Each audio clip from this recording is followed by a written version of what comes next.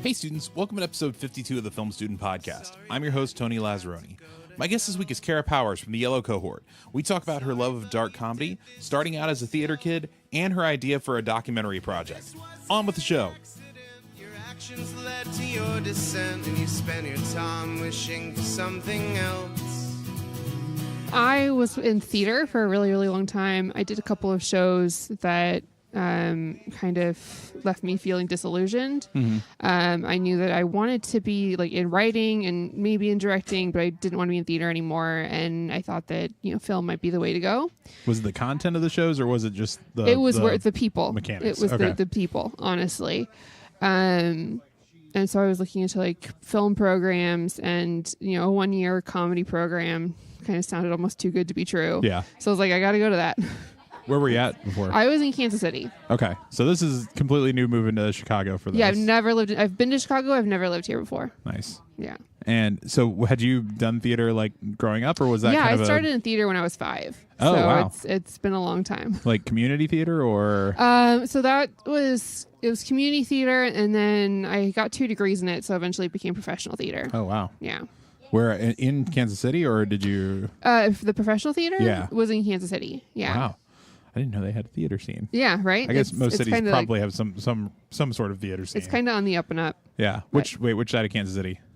Which side? The Kansas Missouri. Or Missouri side. Okay. Yeah, the good side. The other side has good barbecue, but is shitty in every other way. So. Hot takes. Yeah. On Kansas City. I feel like most Kansas Cityans would agree. So. What did you use for your submission pieces?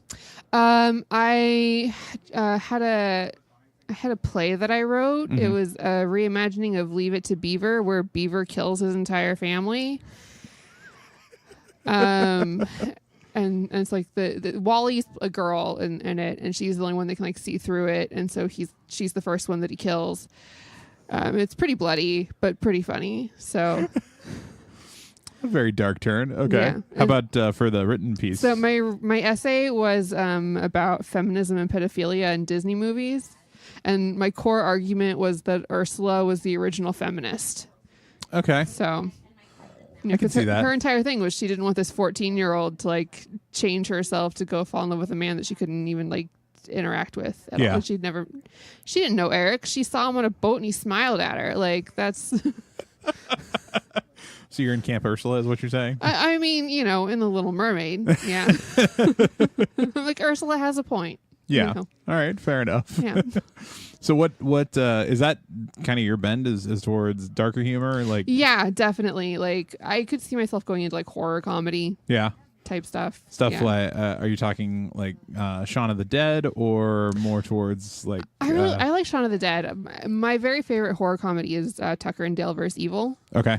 Yeah, I love it. I think it's absolutely hilarious. Nice. So, yeah, that one I always get mixed up with John Tucker. John Tucker Must Die. Is that what it is? Like just because they have Tucker in the name, and I'm like, and they're very different. They are very different, but the names. One of them is a bit more rom-commy, but yeah. Yeah, exactly. But they both have Tucker, and they both have. It's about dying. So someone named Tucker dying. Yeah. So you can easily cross over. So wait, if Tucker dies at the end, what's the plot in that one? So it's Tucker and Dale versus Evil, or Tucker and Dale? Yeah, not Tucker. Who's died? What's the one that dies? John Tucker Must Die. There's also somebody dies. John dies at the end. John dies at the end. Okay. Yeah. Fuck all these movies. Okay. All right.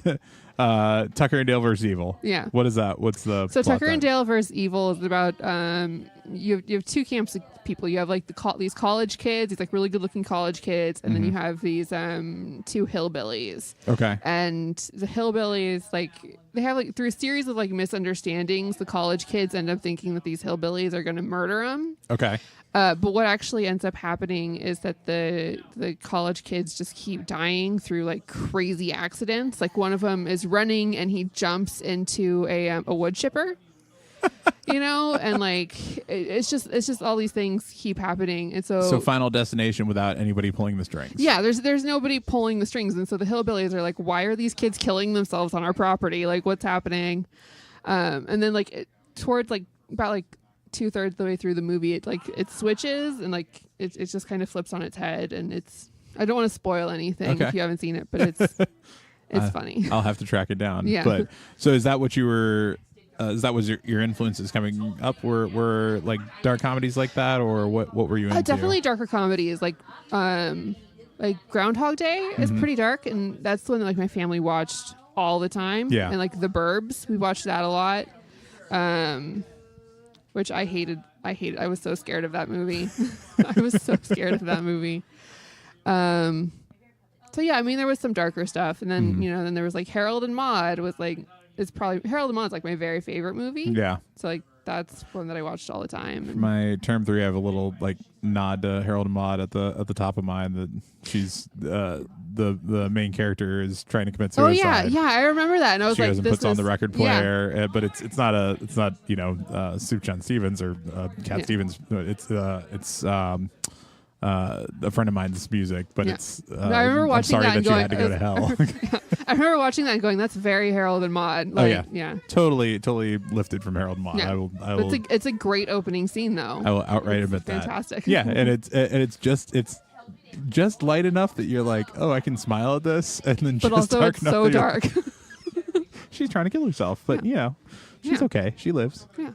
Not to ruin the film for you, but No, but like, no, I think like that's one of my favorite parts of Harold and Maude is like the very beginning when he hangs himself and the mother walks in and just like, takes it as normal day. yeah, she just doesn't care, and you're like, Does what it a all way the to meet time. a character. It's such a great introduction. But so what are you trying to go into writing? Are you trying to direct? Yes, What's your writing would be my focus. Okay. Ideally, I'd like to like have my own TV show, Yeah. maybe. So you want to be a showrunner? Yeah. Because that's getting into almost director like. Yeah, it's kind of both. Yeah. So, Like- but you have to start as a writer and work your way up. So, Any idea what sort of show you'd put together? Would it be like dark anthology? I don't know what kind of show, honestly. I've been working on one that's about it's about two guys who are brought together to fight supernatural crime, but like their characters are based on James Bond and Alex Jones. Okay. It's like that's that's kind of more of a comedy, I guess. Yeah, but I know. I have to believe it's a supernatural comedy. anything that incorporates Alex Jones in any way. It's gonna be ridiculous. Yeah. It's like that's what I was working on like last term. So. Okay. Is that what you're thinking about doing for your final, or? I think for my final I'd want to do something because like I'd want to do something a little bit more that would like I feel like would fit within like a 10-minute film. I don't think that something like that would really fit. Now, was that something I you don't developed came up with in term 1 and then have just continued working on, or is No, that I something came up you with it walked in with? I came in with it Okay. before. I just didn't really have anything ready to go. Right. So, but I've been working on it. Had you written a lot of stuff prior to coming here? Obviously, you had the play, but Yeah, I've written a lot of plays. Yeah. I've done that. I've been writing plays since I was 16. Okay. So I have a lot of stuff like that. Have you heard of Cold Reads Hot Scripts? Yeah. It's Zach, right? Yeah. Yeah. So I just went and did that this past weekend, and there's apparently like 5 or 6 different things like that around the city. All right. Where they do and so there's another one that's Tuesdays at 9 that they do on Tuesdays at 9 at Annoyance. Okay. And that's more theater end of things. It sounds like, although they'll take screenplays and that sort of thing too, Yeah. but it's much more like sit around and do almost like a table read Yeah. of stuff. And then unlike Cold Reads Hot Scripts, like people get the scripts like a half an hour in advance, so they have Okay. a little bit of time A little review bit of time it to and prepare. Yeah. kind of find who the character is before they get too far into it. That's fair. But they only do up to 10 pages. Okay. So, but there's plenty of stuff where you can walk in with something and just kind of see how it actually reads in a room. Yeah, that's I wish- important. I wish we had like a table read type Yeah, we should set one up. I don't know. You could Yeah. easily do something like that. and just set it up for like once a month or something Yeah, like that, that'd and be have good. a Harold Ramis table read. That'd be good. Yeah. Yeah, it'd be really useful, actually. Yeah. How's your cohort been so far? Good. Yeah. Yellow seemed to Pretty gel group- pretty cool group of quickly. people. Yeah. Yeah. I don't know. All the teachers say we have a light. I don't know if did they tell you that too? That's They what told us we were quiet. We were, and apparently Violet's the same way. They're on the quiet side. Yeah, I can see that. They seem like a pretty quiet group of people. Like it's just more contemplative. I don't know. yeah, how there's you- nothing wrong with being quiet. No. It's But they're it probably is- glad to have it after Yellow because we're fucking loud. So But at least you guys have fun with it. It's true. It's enjoyable. Like, it's a fun kind of loud. Yeah. So most of the time. What stuff have you gotten most out of through the program so far?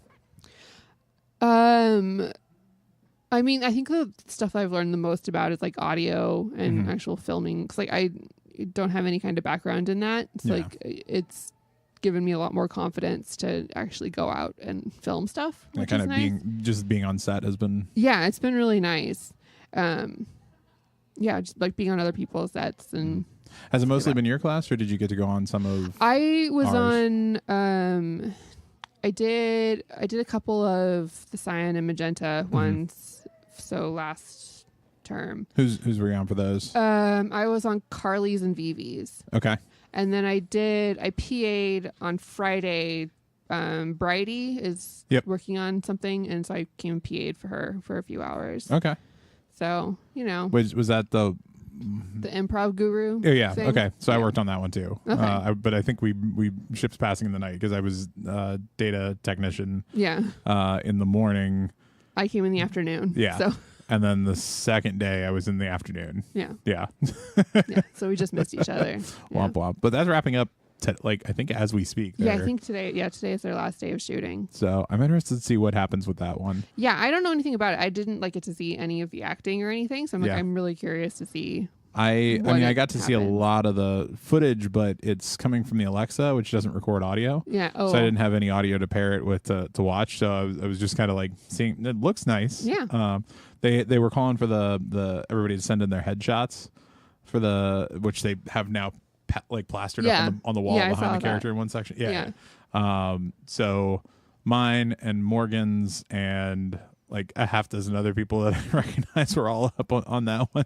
Yeah, there was one point where we were taking stuff down, taking it out to the cars and whatever, and they had like a whole big pile of headshots. So I was like going through them when no one was looking, and it was fun to see like all the people that I knew. Yeah, I was like, oh, this is a lot of. Yeah, and it's a big small world around it. Like it's easy enough to not see somebody if you don't want to in Chicago, but I keep cracking myself up how often I see people that I know. Yeah. Just out and about. Like I was on the phone the other day and Lexi Alioto walked past in random downtown street, like middle of the day. Yeah. It's so strange. No. Giant city for that. Yeah, no, I work across the street from IO, so every once in a while people like come in from there, and I'm like, oh, it's we're at at Whole Foods. At the Whole Foods. Yeah. I've asked you this like 400 times. I keep forgetting every time you tell me that you work at Whole Foods, and I'm like, which one? So that's the one. Yeah, okay. that huge one. I think the one up in Belmont's bigger. It's not. No. Even with the multiple floors? Yep. It's not bigger. Interesting. It feels massive. The one on feels like Six Flags over groceries. No, the one on Belmont's the one that I live closest to. Okay. So, but the one on Kingsbury, which is one I work at, is like 64,000 square feet, something like that. It's pretty big. Just because you can build it, because there's nothing out on Goose Island. Yeah. No, it's just. It's amazing how they had the space, so they made a giant one. Yeah. Well, there's right next door to you is that I guess old paint works or paint warehouse or something like that. Yeah, something like that. And there's like a bar. There's like a brewery. There's a brewery. Yeah. And then across the street, it's a strip club and IO. And IO. Oh, the strip club got bought out. Okay. They're changing their name. They already changed it. So people, like a lot of customers have been asking me, like, is it still a strip club? And I'm like, I would assume so, but I don't know. It just feels very like they put like a Joe's Crab Shack type name on it because it's something like it's called like Dave's Cabaret or something. Yeah, that's what. Yeah, something like that. Just makes it sound nicer. I don't know. I don't know how. It makes it sound folksier, but I don't know what a folksy strip club would be like. Not trying to find out, but no, it's slightly curious. But all right, so I just want to go there and be like, this is not like a folksy. There's no one playing banjos. Yeah, like, be really let down. Well, going back on subject a little bit. So what are you working on now? What's your So right now I'm working on a script. It's called Plastic Man. Mm-hmm. It's like a superhero thing, but like I guess anti-hero To be done actually. live action or Yeah, it would animated? be live Okay. action. It's about a guy who decides to destroy the world by burning all the plastic in it. Okay. And he decides to do it because his girlfriend's an environmentalist and she cheats on him. So he's like, I'm gonna just destroy the world. It's cool. Like that's his entire motivation. Okay. So Yeah. it's basically The Social Network, but with superpowers. Yeah. Yeah, it's just revenge. That's what it is. So you should map it to that. That'll give you a storyline to follow. Yeah. Is that what you're planning on doing for final written? Yeah, probably. Potentially. You all had to pitch your like final film bits already, right? We had to pitch something for Vince last term. What I pitched, I'm honestly not sure if I'm going to stick with it. Okay. So I'm still thinking about what I want to do for my final film. Okay. I mean, I like what I pitched. What But was I don't know. What was the pitch? The idea is that Just it's because I want to make you pitch more. okay. No, it's a good idea. So it's a girl going to a party. She gets in a car. She gets in an Uber with a really creepy guy who tries to convince her that he's a vampire. It's like the entire thing is him driving her to this party, refusing to let her out of the car. Because he's like, I'm gonna, you're the chosen one, and I'm gonna take you to Transylvania and make you my bride. And it's like that's the entire concept is this girl is trying to like get out of the car Sounds while the guy very is trying to rapey. convince her that yeah, but like I mean he gets what's coming to him in Okay. the end. It's not like Does he get impaled? he's not a vampire. So. Okay. All right. Fair enough. Spoiler alert, not a vampire. Womp womp. Yeah. But what if he was a vampire? What if he was right? Well, there's another character who is a vampire, and it Do they call him Doesn't- out on it? yeah. That's bullshit. Terry's not a vampire. Yeah. We don't appreciate you impersonating us. Like, So what sets have you worked on so far? Obviously you told me worked on the Improv Guru, but yeah. for your class, like have you all produced much stuff as a group just yet, or? I mean, like we did like the improvised film, and Jack wants us to do another one, so we'll do that in the next. What was couple that days, one? Actually, the improvised film that we did. Yeah. It's called No Good Demon Goes Unpunished. And so that like it's based on the idea that if you do a good deed, you'll summon a demon who will follow you around for the rest of your life. I think I saw you guys when you were making this. Was there some like gruesome looking makeup? Yeah. To go along. Okay. Yeah. I think I was here the day that you were shooting that one. Yeah. So where is that living anywhere right now, or is it? It's on YouTube. Is it? Okay. Yeah. So you I want to see this. You can easily watch it. Should find that and I can post it to the There's website. there's two cuts of it. There's like the actual story cut, and then there's one where we took out all the dialogue and just put Rihanna lyrics over it. All right, who's the editor for that That stuff? one was my idea. So do you feel like your cohort has like a good kind of spread of people with like different skills and capabilities, or is it mostly writers? I think that like when we first came in, I think there was definitely the concern because almost all of us want to be writers. Mm-hmm. But yeah, I think as we've learned more, we've definitely Some figured people out like separated you out. know like Lucas is really good at music, and like Alex is a really good DP, and Cherokee's really good at sound, and like that kind of thing. So Everybody's kind of found their place. yeah. It's interesting because you all are the first cohort since the very first one to not have a class like right ahead of you. Yeah. As you're going through. Yeah. So Which I'm kind of disappointed by. Like now that I'm in term 2, and I'm like, it'd be really cool to have like sets to work on on weekends. all but- those things that we were coming out and like trying to pull people in for our term 3s. Yeah. And you're all like, I don't know. Yeah. I don't know how to do all It this kind stuff. of It's like, screwed it you guys doesn't too, matter. because we're like, we don't know. It what was we're doing. tough. Yeah. I mean, we were expecting like have a whole bunch come in. I wound up using a handful of like DePaul and Columbia people. Yeah. Just to fill out the crew for it. And granted, I got some people. Morgan was on my set, and that may be it from Yellow. Yeah. I want to say Lise wasn't on there. I think she was going to be. I can't remember. It all blurs together. Yeah. I can go look at my credits. That's what I can find. That's the only way you'll know. Only way to know for sure. I left my producer to type that stuff Yeah. up because I'm That's like, the way to do I'm it. not going to remember Yeah. this. Yeah. Well, which honestly is nice to be able to delegate stuff and let others kind of handle it.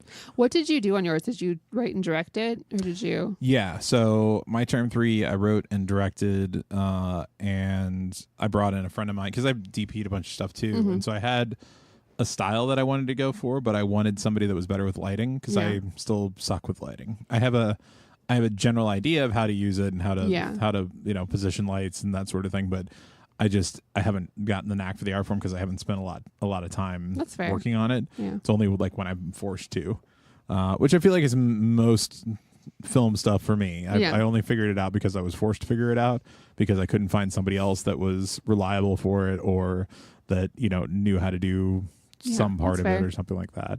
But yeah, so that one was an idea that I had the basis of it years and years ago, which was that I wanted to do a live action version of Duck Amuck.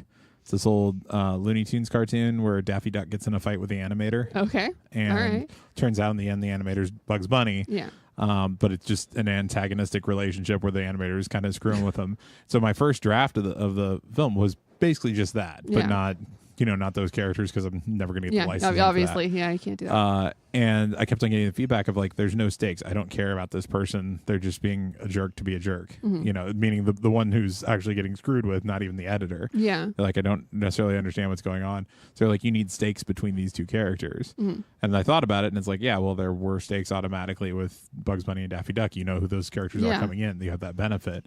So I had to try and figure out how to put stakes in there, and you did a really good job. Came That's up with a really this good idea, film. of this suicide and trying to stop it. There's no bigger stakes. No, no. So literally life or death on that one. And it's dark and it's weird, but it's good. I really liked it. Yeah, yeah. I'm needing to do another pass on color and another pass on sound, and then I'm going to start trying to put it in festivals. All right. But yeah, it needs still some more work. I don't think there were any films that went up that were in everybody's mind done. No, yeah, I can see that. There were some people that were like done working on it. Yeah, because they were just like finished, no like, more. wipe my hands and walk away. Yeah. But there were but I think most of them people wanted to try and spend more time on. Yeah, that makes sense. Have you produced anything just of your stuff yet, or that's coming up this term? Like actually turning it into films? No, not yet. What did you have to do a nonfiction in the first term? Oh yeah, I did that. Okay, what was that one? My nonfiction was about a circus that's based out of Chicago. It's a really like low budget circus. Oh, okay. So it's my friend. It's her circus group, and so I just like followed them around, and nice. It was really fun. Yeah. So, I don't know. I like that kind of stuff. I always kind of thought it'd be fun to get into like documentary filmmaking. Yeah. So and that was good for me. There's a certain amount of writing in that too. Yeah. A buddy of mine's doing a lot of that out in Portland. Yeah. And it's amazing what he pulls out of seemingly nothing to find a storyline throughput for it. Yeah. Like I had an idea for another documentary, and I know basically what I want to do, but like, trying to find the actual story is going to be hard, and also just going to be expensive. What is it? Or are you going to keep it under wraps? No, what I want to do is I want to do a documentary about what it's like to leave a mental institution and try and like integrate back into society. Okay. So it's that one's kind of close to my heart. Yeah. So because I have my mother. Okay. So, but yeah. Well, and you should talk to Carly too. Yeah, because she's open about having gone through that. Yeah, that I know a couple too. people that can help, but just to get some handful of perspectives on it, because I'm sure it's not the same for. I don't think it is. Like, there's probably a lot. I'd of have to follow multiple but people and like get into like multiple hospitals, and it'd be a lot to do. So put that on the back burner for a while. Yeah. So you told me earlier you host your own podcast too? I do, yeah. What's the podcast? It's called Chatting with Freddie Gregg, and the entire concept behind it is that we develop the worst movies you've ever heard of. Okay. Well, you've never heard of the worst movies you never heard of. It's like but you're hearing them because you're yeah, listening to you're the going to hear about podcast, them when we talk about them. And so it's movies and TV shows, and actually the James Bond Alex Jones thing came from that. Yeah, so explain that, because you were telling me that, but that wasn't put it on here. Yeah, okay, so it's a TV show about fighting. Two characters are forced to fight supernatural crime together, and the two characters are based on James Bond and Alex Jones. So it's makes me think a little bit of like R.I.P.D. Ever so slightly, like that. That's who are the two actors? I feel like I've heard of it, and I don't know what it is. I think it's Ryan Reynolds and Jeff Bridges, I think. Are the two. That's a cool cast, actually. And they're solid. like they're both dead, but they work for like the RIPD. It's like it's I don't know. It's some sort of like, I haven't seen the whole movie, so but it's like a purgatory crew, like purgatory police or something like that. And so they have to hunt down certain people and kill them in order to kill them so that they go to hell or heaven, or I don't know. But it makes me think of that a little bit, just kind of the buddy cop film set on the backdrop of death. Yeah. Have you come up with any on there that you wanted to try and produce out?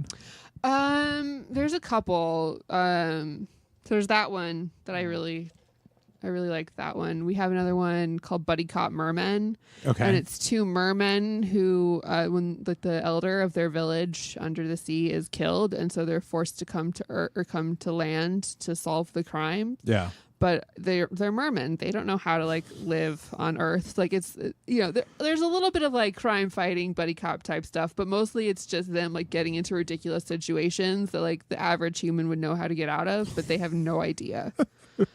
Like one thing we had talked about is like the first time they have sex, like, they're used to, their bottom half is fish. Yeah. So they're used to like laying eggs, fertilizing the eggs. So like the first time they have sex, is just like a really awkward lesson. Like we talked about how like it'd be funny, like bring in a whiteboard, like where everyone's just naked and you have to like write on the whiteboard. So somebody's teaching them. Yeah. I thought it'd be funny.